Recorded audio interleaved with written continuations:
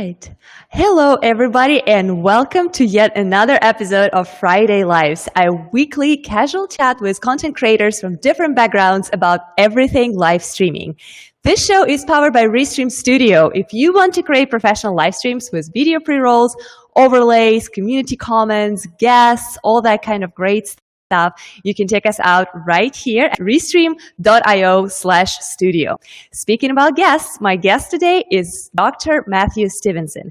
He's a global influencer, the founder and senior pastor of All Nations Worship Assembly. Dr. Stevenson, welcome to the show. Hi, I'm so excited to be on and to share my experiences and insight about the power of the digital landscape and live stream. So thank you so much for having me. Thank you so much for joining us. This is really exciting. This is a very special show. It's the first time we have somebody from faith-based organizations talking about live streaming, Wow. and yet it is a big, part of what live streaming today is, and it's extremely exciting for me. I have so many questions for you.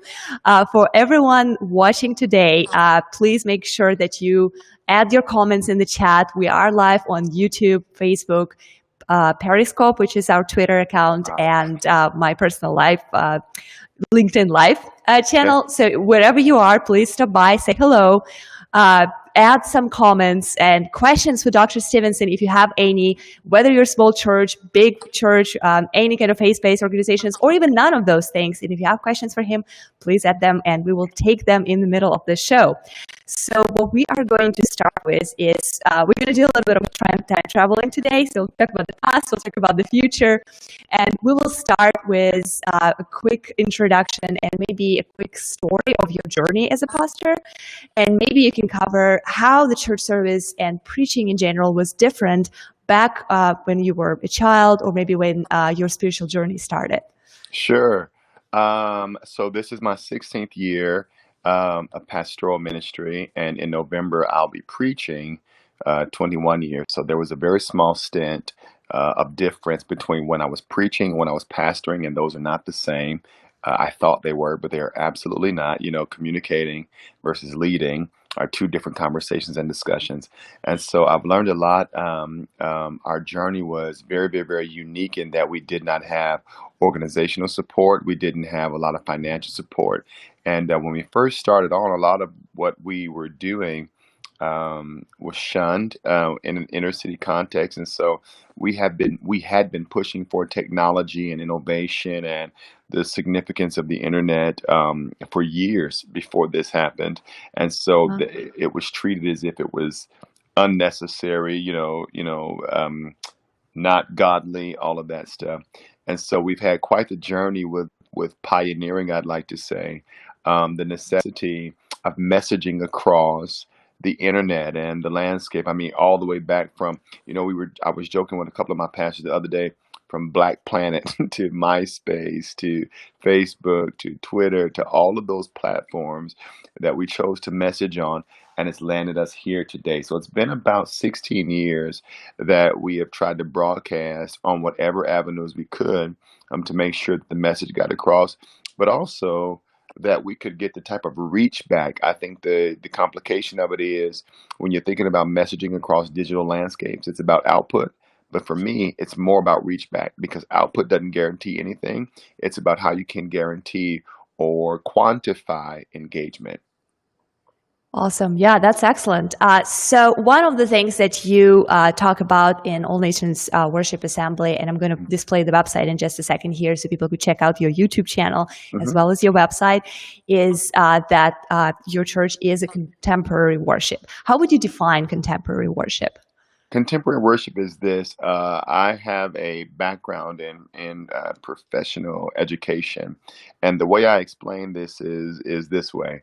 When you stand up to preach or to sing, it is the extreme complexity of imagining having to get up and give a message or some form of oratory to people who are preschoolers all the way up to PhDs and graduates, and finding one message that hits everybody with the same level of impact. That's a very complex thing to do. You do that with messaging, with experience, and even with singing. And so when I say contemporary, I mean how effective or efficient is what you're putting out hitting everybody from every experience and every walk of life. I think sometimes in an attempt to be effective, some people put out information and or content for a specified audience, but it's not broad enough to hit everybody the same way. So whenever we're preparing content, whatever it looks like, we're trying to imagine what a preschooler and a professional doctor be impacted by this in the same way, and how can we package it in such a way where it is equally as impactful. Awesome. Yeah, that's actually one thing that I always like to think about when someone is professional in any type of thing that they're doing. This Hmm. is a great measurement of your knowledge, of your expertise. If you can explain what you do to a Hmm. 5-year-old and also to someone with PhD, Correct. right? Like Correct. if I can explain what's live streaming to my little niece and also to someone with academic degree, that means I know what I'm doing, right? Correct. So this is Correct. yeah, this is very powerful. Yeah. So why do you believe that? Why do you believe churches need live streaming and just any faith-based organizations today? Awesome question. When we went into the earlier parts of the year and had to prepare, I jokingly say to my staff, we are essentially a full-time movie company right now, but what it means is that the opportunity is we can now legitimately reach for people that are beyond who we've been reaching for. And what it means is that the opportunity is that, when you are pastoring and preaching and narrating and messaging on a Sunday to Sunday basis with regular attendees and with a couple of new visitors, you kind of focus and aim your energy and your media efforts at retaining them. But in an environment like where we're living in, we're now having to cast the net, hoping that it reaches beyond who was in front of us before. So I think the broader issue is who we want to really reach, and it needs to be that we're reaching beyond who we had been reaching, and we need to use the medium of the World Wide Web to do so.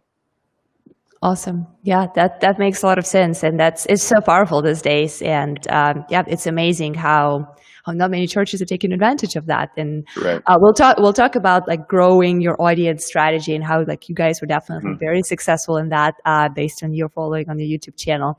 Hmm. But I would love to start at the beginning when you realized that you want to work on your digital strategy and online presence for yourself as a spiritual leader as well as for your church. Hmm. How did that work start for you? Where did you begin? If I'm honest, it began uh, pre-influence. When we started to explore what the internet and the digital landscape and virtual ministry looked like, we were not as influential as we are now. It began from the place of curiosity. What if there are more people to reach? What if we could be known in other countries? What if there would be people that considered us their primary source of spiritual teaching and education and formation? That curiosity led me to some what I think is minor investment to try to explore, but also investigate what we could do and achieve if we would put some minor investment into trying to figure out if there was a way to reach the world from the rooms we were in.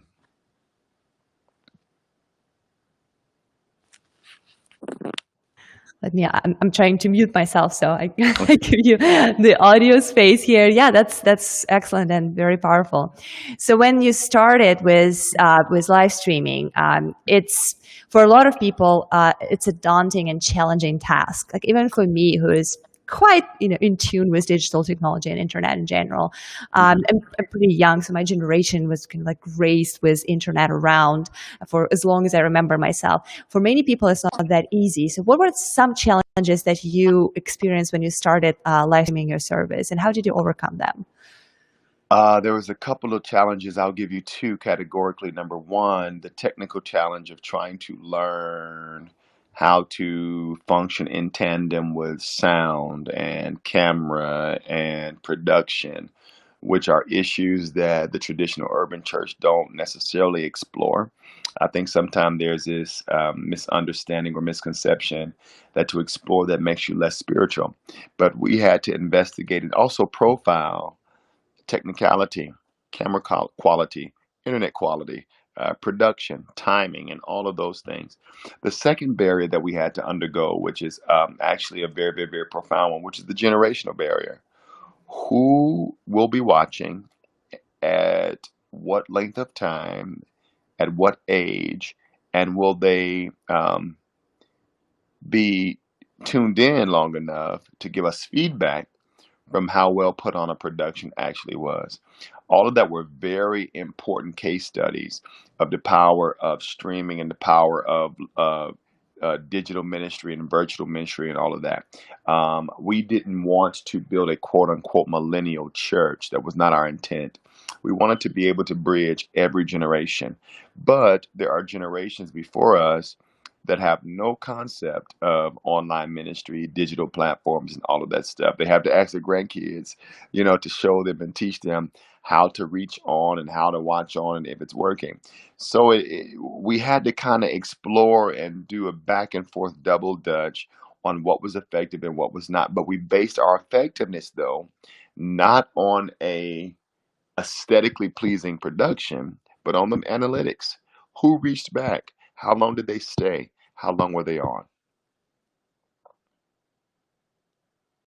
Awesome. Awesome. Makes perfect sense. So let me ask you this question. I was always interested in that. So worship themed and religious TV programming has been around for quite a while, right? There's no news about religious TV. People know about that. There's special channels. Some Hmm. people obviously were raised on those channels, and there are a Right. lot of presenters that are known from worship TV programming. Hmm. How is streaming on social media different from that traditional broadcasting approach? It's different mainly, in my opinion and estimation, because of the commenting.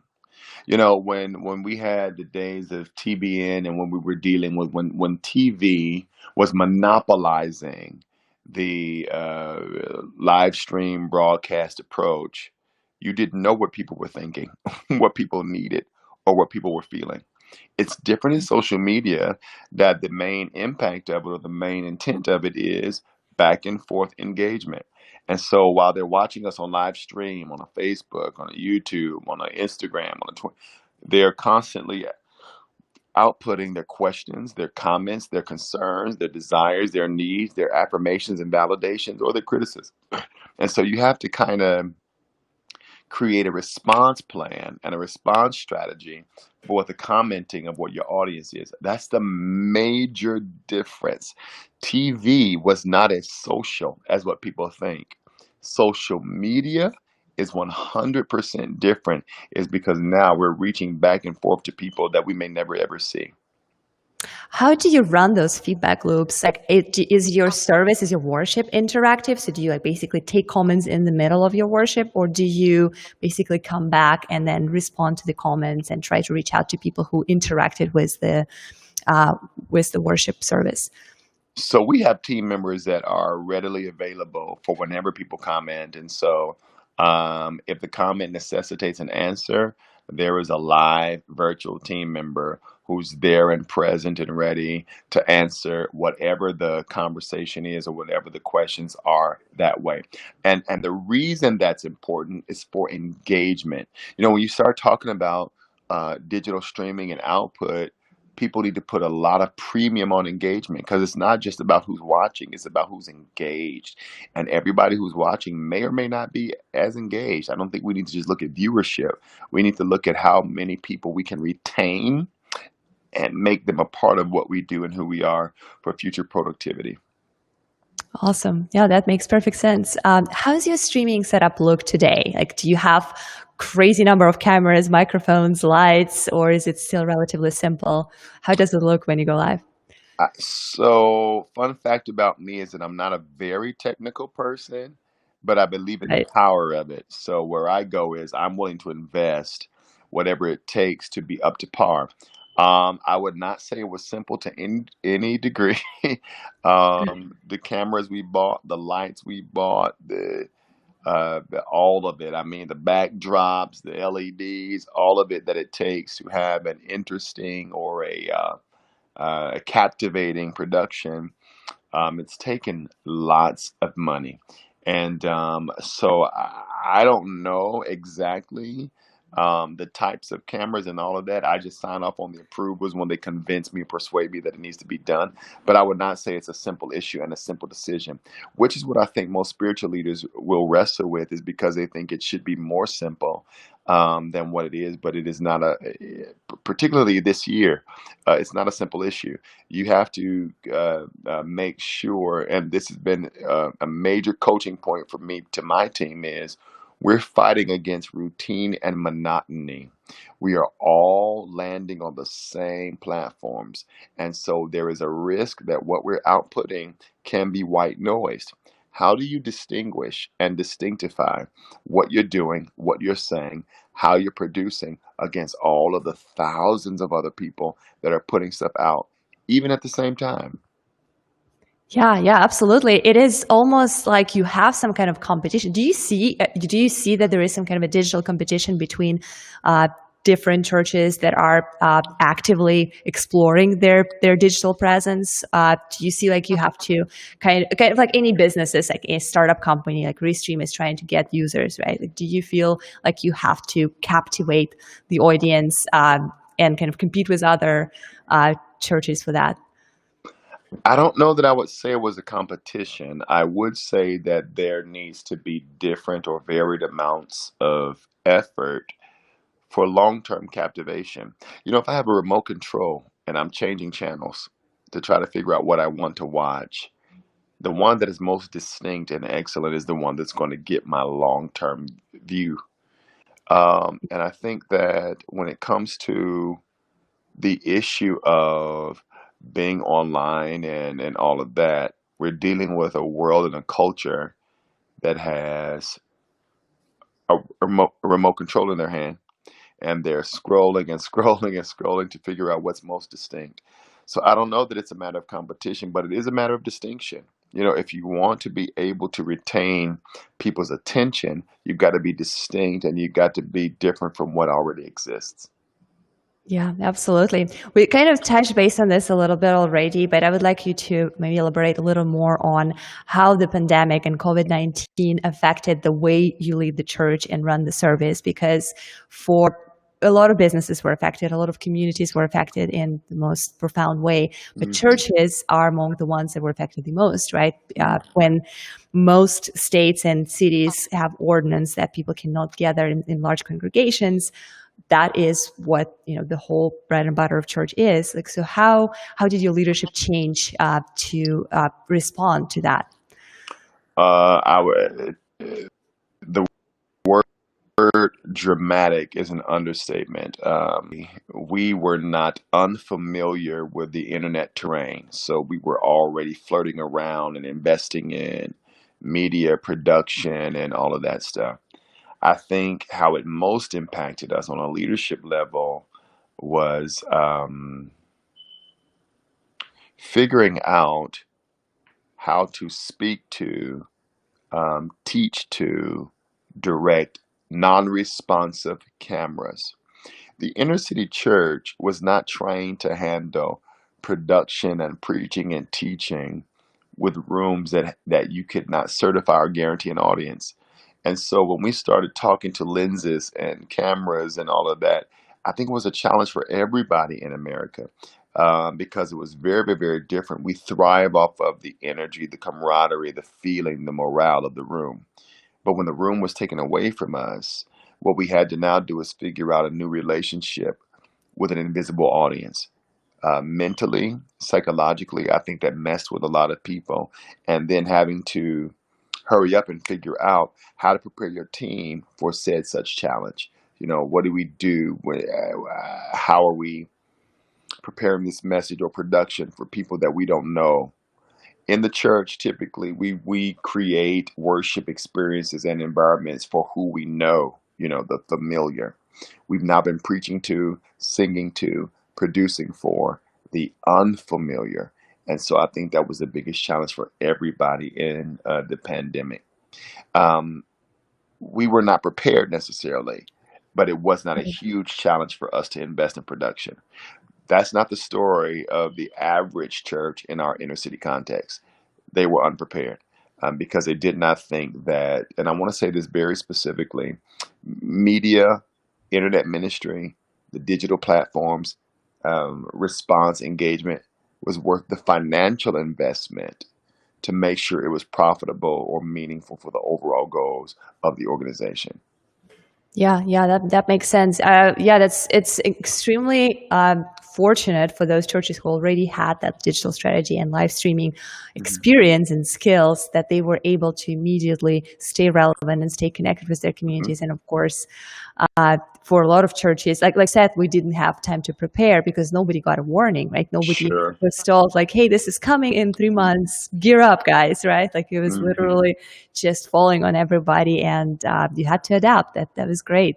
Um, so let's talk a little bit about future here. So if we're trying to imagine a post-pandemic, post-COVID time, what is the future of live streaming for religious organizations, in your opinion? I don't think we should ever again abandon the resources that it takes to reach those that are not in front of us. There's a level of contentment when you have a present audience. There's a level of routine, regularity, rhythm, even. But I think what this has taught all of us, not just faith leaders, but anybody that speaks, anybody that is a content creator, I think what it's taught us is we also have to be mindful of who we're not reaching, the people that we want to reach. So it's about the target audience, but it's also about the ideal audience, and those are not the same. Those that consistently and rhythmically come to you, that's your audience. That's who knows you, who believes in you, who follows you, who can verify and validate what you say, what you think, your thought leadership. But then there are also audiences that you've not had, and there are also people that don't know you and people that are shocked when they learn. There's lots of people that watch what we do and say, "Where have we been? Are you new?" And I'm like, "No, we're 16 years old. We're just new to you." So I think what one of the lessons that it's taught us is you never want to get comfortable with your current reach. And you want to always design a strategy for who else needs to hear what you have to say and or offer. Yeah, yeah, absolutely. This is so true for pretty much any industry, Mhm. but it is such a great message for churches and worship organizations For because sure. they need to embrace that. They need to see that, Yes. yeah, you have to stay consistent and you have to, stay hungry in some Sure. case, right? Don't be satisfied with where you Mhm. are right now. I have one more question for you. There's so many questions in the chat Okay. regarding growing your audience, which we'll definitely cover. This is going to be Okay. our second part of the stream. But Sure. one question I had for you is for smaller churches. Like think Mhm. about like the smallest congregations. I'm sure you guys started somewhere small as well. Like Mhm. no one is big church Mhm. on day one, right? So for those small churches that are limited in their resources to run live streaming operations is quite a challenge. You have to have gear, you have to have software, you have to have people with right skills. So how does a small church, how can it tackle that? What would be your advice for someone who is small but still wants to benefit from digital presence? I would say you have to make a budgetary priority on what's really important. In my coaching or my mentoring of leaders of smaller organizations, I very often challenge them on what they think is priority. Is a building priority? Is outreach priority? When deciding what you want to be priority to determine your reach, you're going to have to decide your investment. And you may not be able to put on this world class production, and that may or may not be your goal. But you do need to decide what's important to you. And if you are a small entity and no longer want to be that way, or you don't want that to be the lifespan of your organization, then you have to prioritize the power of publication and the power of media to get it out there. Sometimes smaller organizations prioritize community. So the way we reach, it's in reach, it's the way we gather and our ability to relate one to the other. And while that's fine, you also want to make it known to broader audiences that that is your value system and vision, because then they become attracted to what you do and who you are. So I think it's a matter of priority and investment. We were willing to riskily invest in the unknown, which is scary if I'm honest. The unpredictable is scary for any leader. But we were willing to invest, and so we were not destabilized in any way from a media standpoint when we went into this quarantine and pandemic. So I would say it's a matter of revisiting what is really important to you and what you're willing to do to get where you want to go. Yeah, and as you grow, the opportunities will grow, the resources will Sure. grow, the number of Absolutely. volunteers available to help you with your streams For will grow. certain. So this is one of those things when you kind of have to get started, prioritize those resources, and then Hmm. you will start getting the return on investment. Correct. It's gonna happen if you do it Correct. right. And if you don't do it right, do it again, and eventually you'll Correct. find that balance. Correct. Well, let me reintroduce you for those who's just joining. Sure. My guest today is Dr. Matthew Stevenson. He's a global influencer, the founder and the senior pastor of All Nations Worship Assembly. He's based in Chicago, and he's joining us here in Livestream Studio, powered by Restream. I'm going to go ahead and get some questions from the chat because there's so Okay. many questions Wow. regarding community growth and everything. So while I have some questions of my own, I would love to prioritize them first. And then if there's something that they haven't asked, we will cover that later. Okay. So Charles from YouTube here is asking, do you combine church services with your live stream together? So basically, is it a one thing, your service stream and maybe some other of your teaching and your preaching?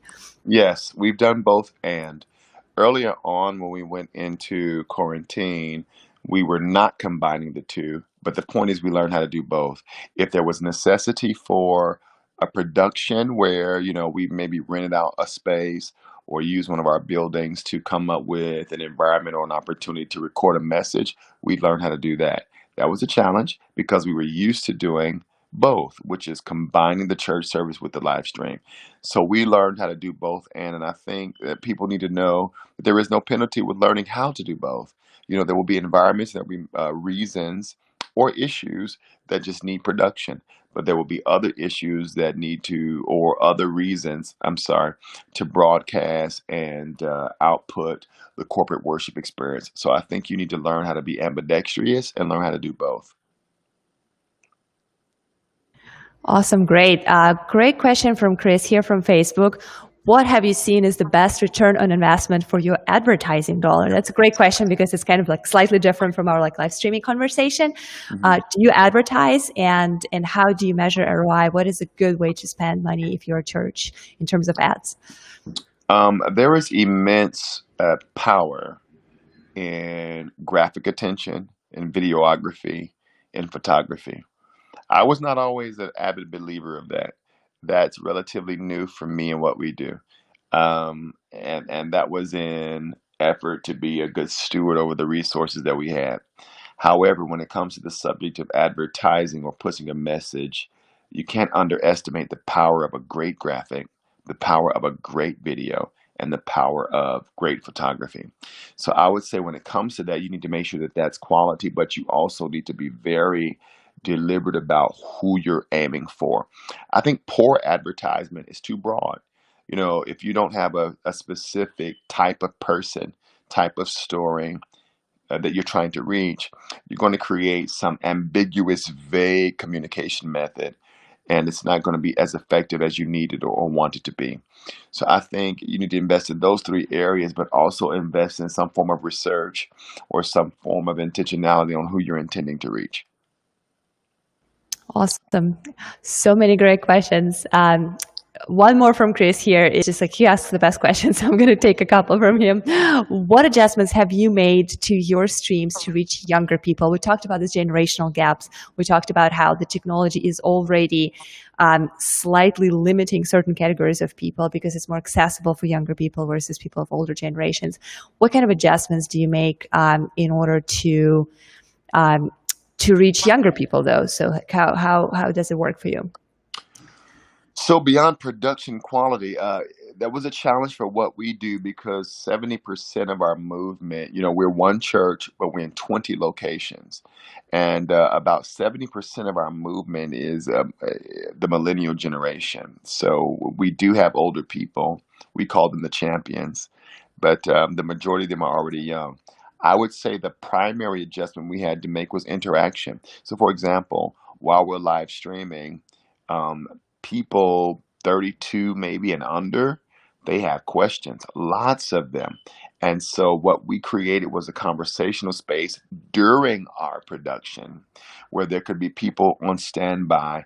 They could help direct them to websites, direct them to resources, direct them to areas of information, bodies of information, or even give feedback on the teachings and the messages. My studies show that that generation um, does not prefer distant production. And so what they want is to be able to feel like they are seen and or heard and just not another number on the viewership. Yeah, yeah, absolutely. It's interesting how a lot of times you would think it's more difficult to engage older generations, but actually, with all the modern life and like all the options and Sure, choices that people have, younger people are sure. sometimes more difficult to attract to religious organizations. So yeah, it's a great tip. Thank you so much. Mhm. Question from Thomas here from YouTube. What ways have you found to be helpful to create and curate interaction that goes beyond the usual niceties? Uh, Anything in live streaming aspects or in general in the way how you approach your leadership and teaching? So our goal has been retention, and what that means is that, if you are a first-time viewer, if you are somebody that has never seen what we do or what we have to say or who we are, after we've noticed that you start to follow and watch, we want to now create community, whether that's virtually or physically. We want to create community, and we want to make opportunity for you to relate to other people that are finding out what you're finding out, learning what you're learning, and being intrigued by or captured or captivated by what you've seen as well. So I think the goal should be to organize and arrange and curate a community, because I think then you can really see your effectiveness. It's not effectiveness when you just have high numbers on viewership. And I think we need to get our minds away from that, because if we can't transform that or translate that into organizational meaningfulness, then it didn't really do what it should have done for us. So I think that we need to create communities of people that can be loyal to and committed to the data we're outputting. Awesome. What are your best tips for increasing engagement? Like we talked about how engagement is the key compared to just views and reach. How would you recommend churches and worship organizations to really tackle that problem and be successful in engaging their communities? I would say you need to put more investment around things that is just not messaging. So we would do challenges, we would do talk shows, we would do things that necessitated the question, because that's the most common engagement. But I think it needs to just not be, and I'm saying this even as a professional lecturer, it needs not to just be a production on a lecture where you got this one channel, one routed stream of information. It needs to be where even sometimes the producer needs to ask questions to provoke or to permit response and reach back and stuff about that. I think it also needs to be safely controversial. I don't think that content creators should avoid current issues and current topics. I think they should hit hot topics. If the news is hitting it, we should hit it. And when you hit it, you probably um, evoke greater reaction and response because of the issues that are going on in current society. So I just think make it beyond the preaching, make it beyond the teaching, build it beyond um, just having something to say. And I think if a content creator or a content creating organization reaches to learn their organization, they will get engagement.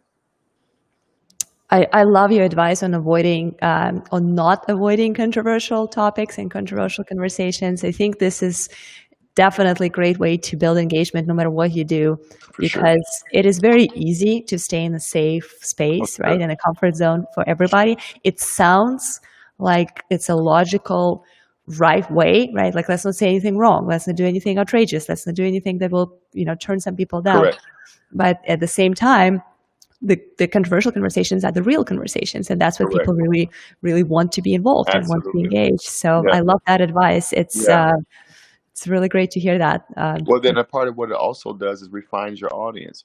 You learn through Right. controversy who's really listening. Yeah, right. Exactly. Yeah. If people are liking the same thing, like whatever you say, that is not necessarily the type of engagement that you want. You want people to say, "Hey, I hate this. I don't agree with Correct. you." Like that's Correct. a good thing um, to have as a conversation with your community. Correct. I love this streaming question. What do you do pre-service for your streams? Like, how do you prepare before you go live? That's great. Countdown shows. What we hugely believe in at All Nations Worship Assembly is anticipatory excitement.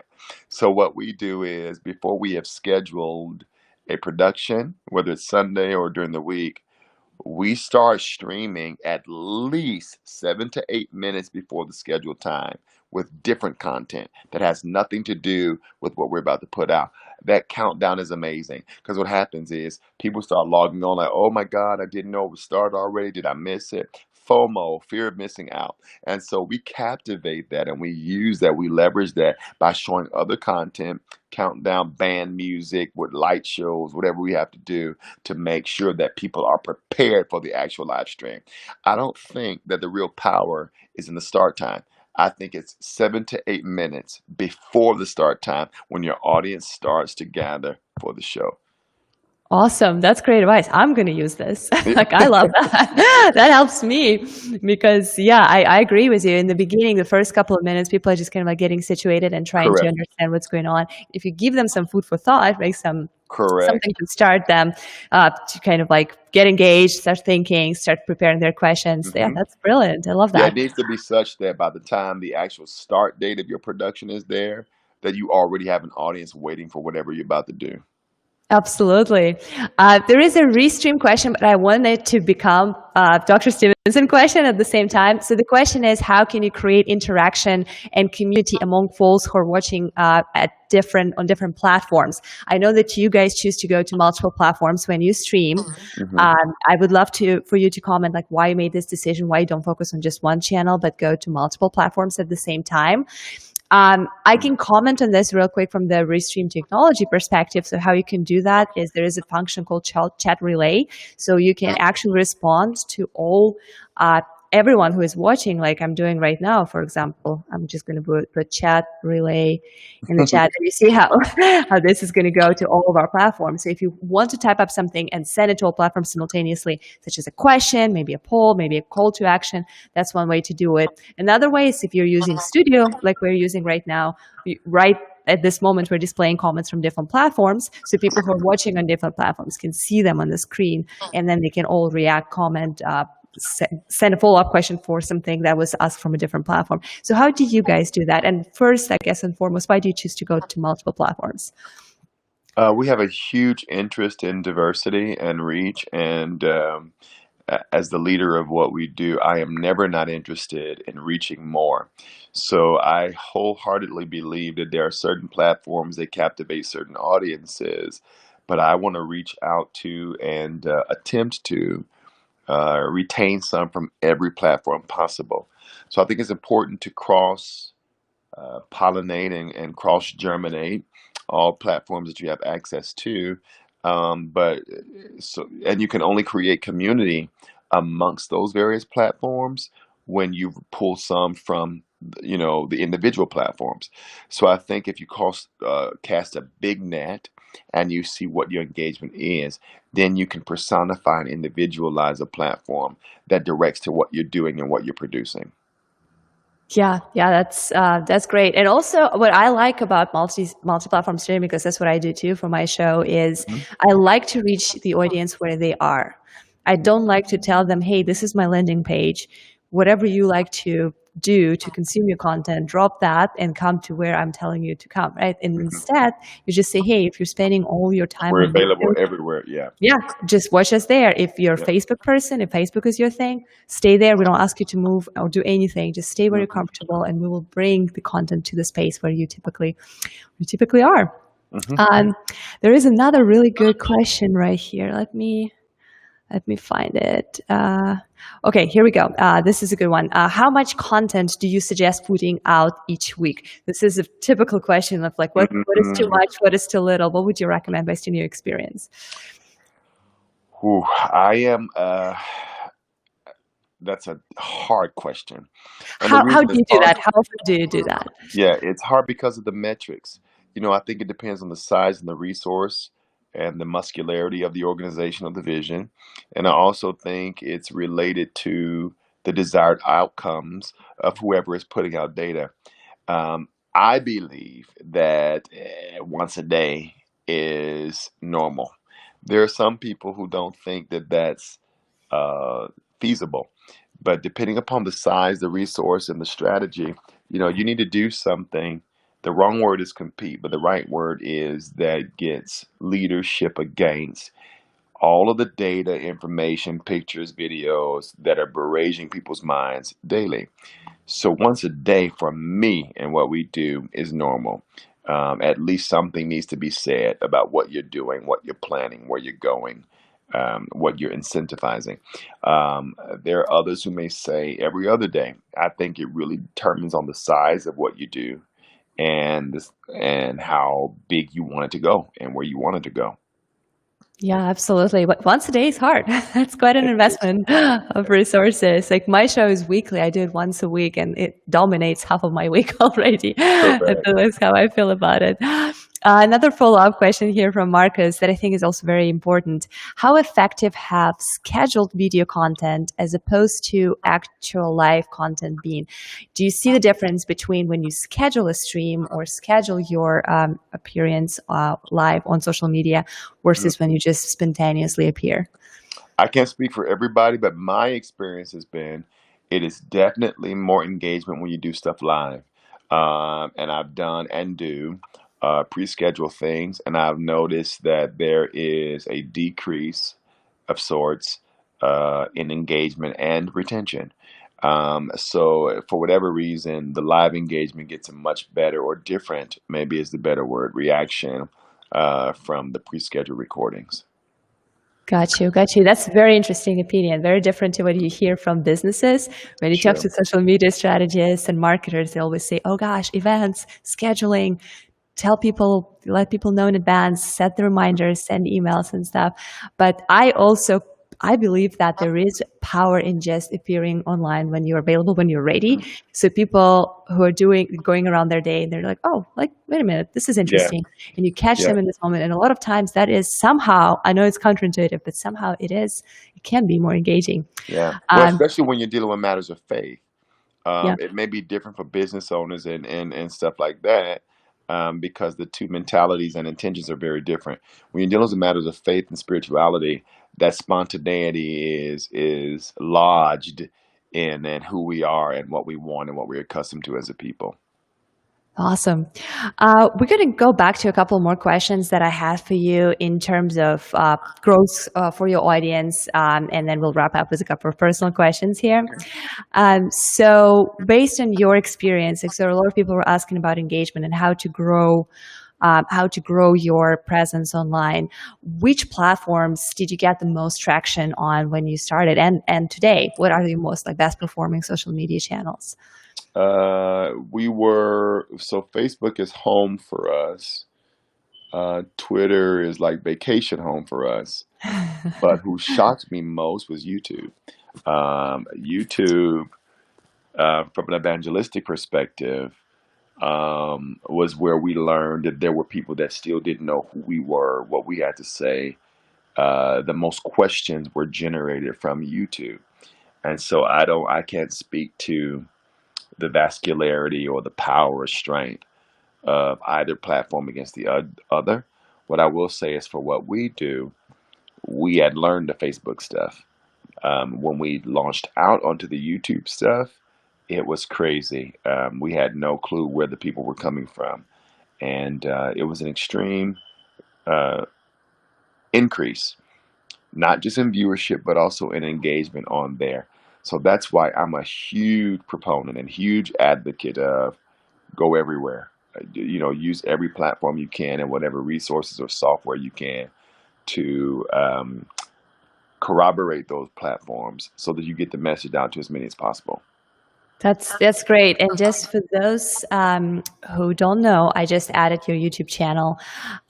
It's All Nations Chicago. And for those who don't know, the channel has over 85,000 followers. So it's a very successful channel in terms of the number of subscribers. And those are just the subscribed people, right? So how many people also show up and watch, it's even a bigger number. And on average, you have like thousands and thousands of views per each of your videos. So that's a good indicator that your growth strategy was successful. What would be your key tips on growing the audience? And I know you mentioned that some of those things are basically based on your messaging. Some of those things just happen. You didn't even know why your YouTube grew so fast. But what would be your advice for people who really want to get there, who want to get those like close to 100,000 followers on their YouTube? What would be your tips for them? There's a lot of things you can do, but I think the dominant mentality should be to diversify your content. You want to make sure that whatever you're putting out is not monotonous, especially now. I keep emphasizing that because, we are leading up against so much fear and uncertainty and spontaneity. Um, people are experiencing. I was doing a study the other day. This is a very real thing. Psychologists are developing a theory on Zoom fatigue because Mhm. people are tired of being in front of the computer. So you have to make it worth people's time. And if you make it worth people's time, you make it worth their attention. And so I think you have to just come up with creative ways to diversify your content. What are you talking about? Is it current events? Is it biblical stories? Is it musical? Is it for the children? Is it helpful advice, controversial? Or I want to tell you another thing that gets a lot of feedback is unpopular opinion. When you have a stance or an idea on something that is the opposite of what the majority is doing, that also has great impact and great viewership on you. And so I think it's about diversified content that brings people to your page and creates the traffic that you need to garner momentum. Awesome. So this is mostly a pre-COVID question, but I was curious. You mentioned analytics and tracking the results of your digital presence. So I was curious if there is a difference, like a major difference in the type of demographics in your community that you reach mostly via live streaming versus in person, like for example, generational or any other demographical criteria that you track, that you see that mainly these people are watching live versus these people are coming in person. Obviously, back in the days when coming in person was possible. There hasn't been a huge difference, but there has been some spikes and some increases in the generations. For example, there are a lot more baby boomers and those beyond that are watching now than were attending. We have a significant amount of baby boomers and beyond that attend, but we've noticed a change in that since we have not been able to really gather at full capacity. There are other people who are in Generation X, millennials, and all of that stuff that we're attending and are watching that we're having to make sure we maintain their attention because they have so many options. We're all again on the same platforms. And so they're having to choose between church, spiritual service, and TikToks and auctions for Cat cars videos. and spicy noodle challenges and all kinds of stuff. So we're having to make sure it remains interesting, but that's been the primary difference we've experienced. Got you, got you. In the beginning, when we talked about how preaching was different in the older days versus now, you mentioned that there was a little bit of resistance toward technology. So I'm curious if you have experienced any resistance, or I would say maybe hesitation towards the how much you use technology and live streaming in your preaching, in the way you lead your church today from your congregation. I have, for the most part, been in advocacy of technology. I'm going to tell you the most challenging time for me. I was still not resolved about the fact that the world is what it is today around Easter. And I was trying to conceptualize what the international celebratory day of our faith would look like if we could not gather and I could not be in front of people. And we did a production called The Autopsy of Jesus Christ. And it was very difficult for me. I made it through and I navigated it through because we had to prepare and pre plan for a full scale production from top to bottom, and with hopes that it would get historic viewership. And it did. So it was a lot of parts that went into it. You know, it's beyond just cameras and mics. It's about studio. It's about placement. It's about the body of information you're giving out. It's about volunteerism. It's about the timing of the production. So the resistance that we felt and occasionally do feel is when we have to do the live stuff. It's a breeze for us. The pre-produced stuff is a bit more of a challenge because you've got to create collaboration among several moving parts to make it excellent. Got you.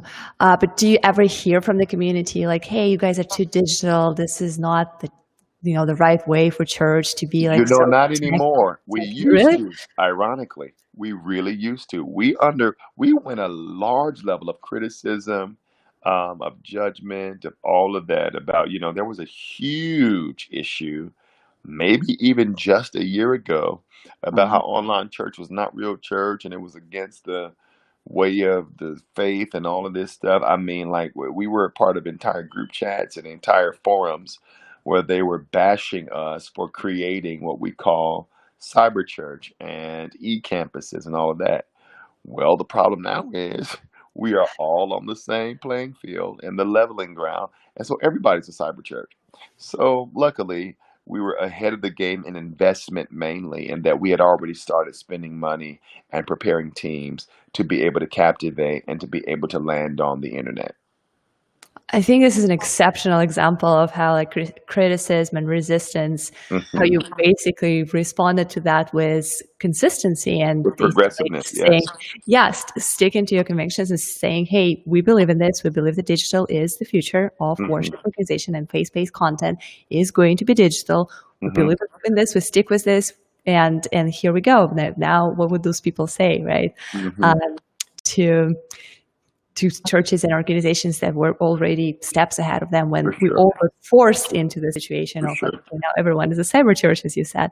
Yeah, that's a good lesson For sure. to learn, I think, for everybody. So you oversee a conglomerate of autonomous ministries under All Nations Network. Do you Hmm. have any special stories of a small ministry growing big with the help of online video? Oh, that's a great question. I do have examples of people who shifted their influence because they were willing to redirect their investments to online ministry. Prior to, there were people from a missional standpoint that would put their money and their investment and their resources in, food and water and outreaches, which is a predominant anchoring in what we do as believers. But at my admonition, there are others that have decided to equally invest in things that make them distinct on the World Wide Web and on the digital landscape. And their influence has increased.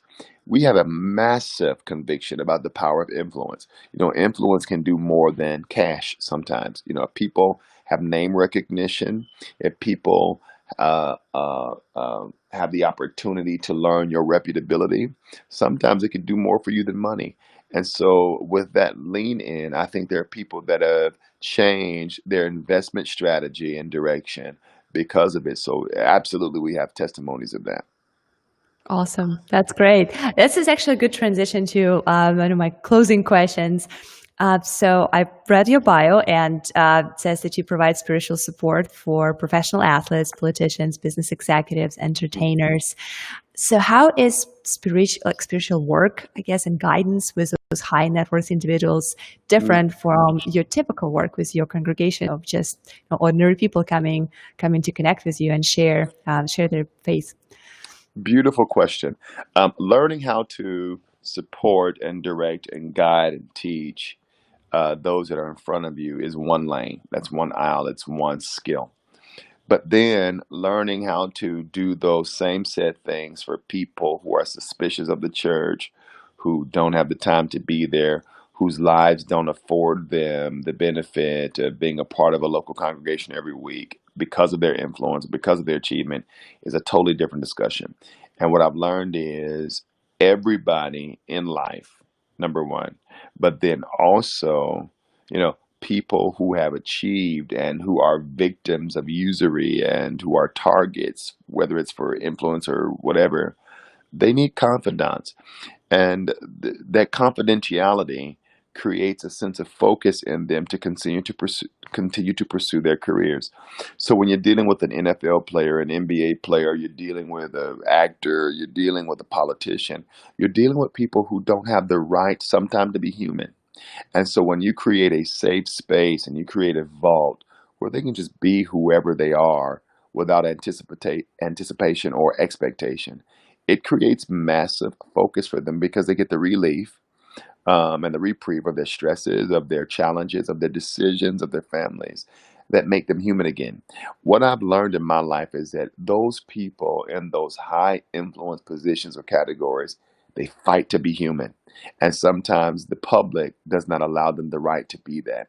And so when they are robbed of that right to be human, they end up showing up in poor life decisions, and they're not the best mom or the best dad or the best friend they could be. So they want pastors and they want listeners, but most importantly, they want confidants and a place to entrust their secrets to without hearing it on a tabloid or making it used as a weapon against them. Wow. Wow, that's such a beautiful role you have, right? For this, it's very empowering and inspiring. At the same time, it is challenging. It's a big thing to carry, right? That you have Yeah. to be that person. Well, I think it's humbling. I mean, you have to, it's humbling, but it's also very simple. I think as content creators, as faith leaders, we all have to remember the power of humanity. I have often said in some of my messages that I don't think pastors should preach without a basic understanding of sociology because you're putting content into environments and audiences, but also demographics and statistics that if you are estranged from, you're not going to know how to design it for. So, one of the things that I've been able to do is understand the power of human pain. And no matter if you are, in the slums of a ghetto or if you are serving in the White House, one of the common languages that we all speak is pain. And if you learn how to speak that, then people will trust you with what's going on in their lives. Awesome, beautiful. So you visited over 19 nations in different countries back in the days when traveling was possible. Correct. Which country made the biggest impact on your spiritual journey? I'm just curious, since I'm an international person here. Before I finish any sentence, people know that I'm not from here originally. But I'm always curious to hear about people who traveled a lot and saw the world. Like, what was one of your biggest impacts on how you are today? Ooh, I have two. That's good. That's fine.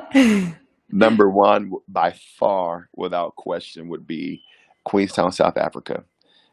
It was my very first international trip, but it changed my view on the world as I know it. A strong runner-up would be Buenos Aires, Argentina.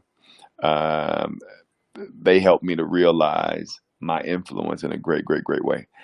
So I have sentimental value for Queenstown, South Africa. I was able to go and fly a small jet to Johannesburg and then go to Mozambique and do like a couple of quick trips in and out. But Buenos Aires was like the Latin American LA. So I had so much fun shopping and eating, and it was very good. So I would say it was South Africa. I love how you mentioned like shopping and eating. So like that Oh, human yes. part of you that also Oh, enjoys yes. even on those business trips and related Correct. to your work. Like Yes. you stay human. That's Oh, beautiful. absolutely. When people try to schedule me to preach, my immediate next inquiry is, what are the restaurants around there? Are there any malls? Is there anything fun to do? Yeah, That's amazing. Well, if you're ever in Austin, please let us know. That's where we're we'll do. based, and there's a lot of great food. There's a lot of great Oh, stuff. I'd I don't love know if that. you Yes. have you been to Austin? Yes, yes, yes. Absolutely. Well, yeah, let us know. We'll take you out because it sounds like we all, no one is a foreigner to fun and a good day and a For sure. good enjoyable meal. That's awesome. For Well, sure. thank you so much for talking to me today.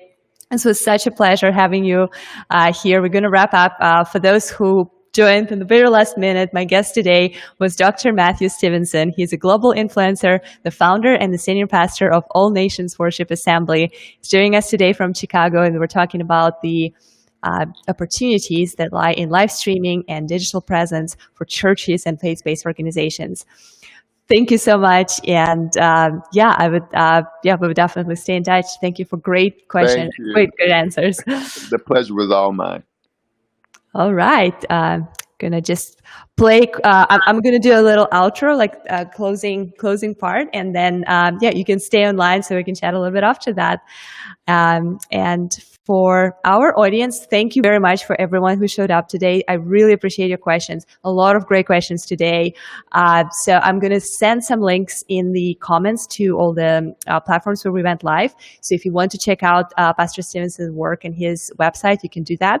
I will also add some information about Restream. If you are thinking about running your own live show similar to Friday Lives, I'll show you how you can do that. Other than that, thank you again for watching. You all have a wonderful, absolutely amazing Fridays.